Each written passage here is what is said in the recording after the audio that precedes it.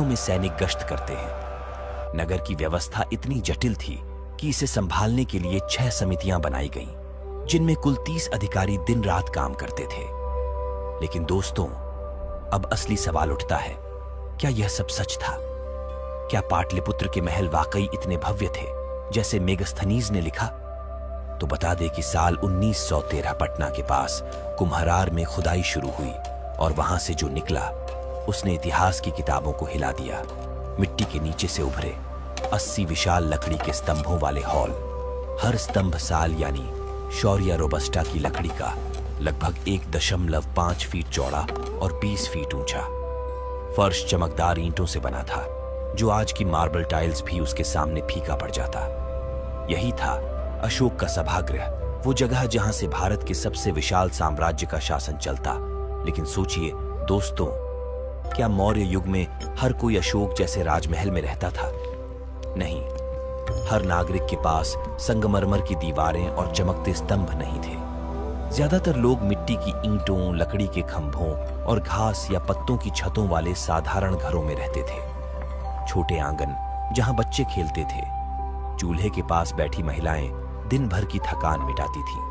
उनके लिए घर शरण था, न कि शान।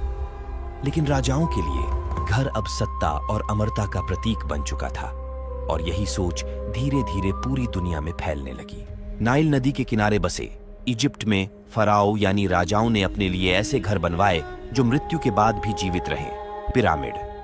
हर पिरामिड में लगभग 20 से 25 लाख पत्थर लगे थे। प्रत्येक का वजन 2 से 15 टन तक था। इतिहासकार मानते हैं कि गीजा का महान पिरामिड, जो 2560 ईसा पूर्व में बना था, जो केवल पत्थर का नहीं बल्कि मानव परिश्रम का सबसे बड़ा मेमोरियल है। इन पिरामिडों के भीतर फराओ के लिए सोने के ताबूत, गहनों से सजे शव और सेवकों की मम्मी तक रखी जाती थी, क्योंकि उनका विश्वास था कि मृत्यु के बाद भी राजा को वैसा ही जीवन मिलना चाहिए जैसा धरती पर था।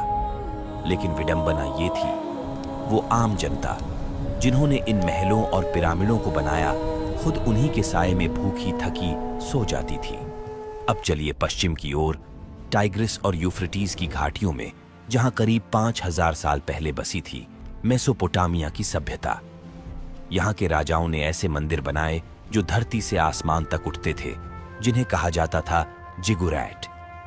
ये मिट्टी की ईंटों से बने ऊंचे ऊंचे टॉवर जैसे मंदिर थे। हर शहर के बीचों बीच एक जिगुरैट होता था, ऊंचा, चमकीला, और हर मंजिल पर किसी देवता की मूर्ति। पर यह सिर्फ आस्था नहीं थी, यह शक्ति का प्रतीक भी था, जो दिखाता था कि